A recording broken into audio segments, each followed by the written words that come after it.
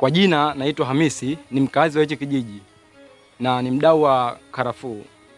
Kwa hiyo ningependa kwanza kumpa pongezi Bwana Naibu Shehe kwa kutuletea hawa wataalamu kutoka ZSTC kwa sababu tulikuwa hatujui. Sasa na swali langu kidogo kutoka kwa hawa wataalamu.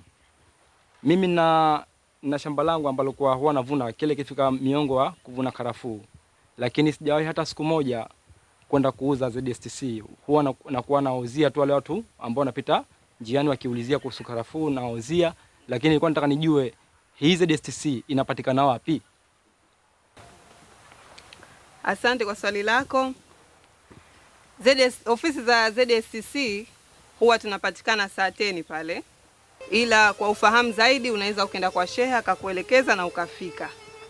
Pia kuhusiana na swala la karafuu kumuuzia mtu ili yeye aje kule, huwa yeye ndo anafaidika zaidi kuliko wewe. Tumefahamiana? Na ile ni haki yako wewe kwa sababu umetupa nguvu za kupanda, kuchuma. Kwa hiyo kwa nini afaidike mtu mwingine? Kwa hiyo hilo unatakiwa ulifahamu.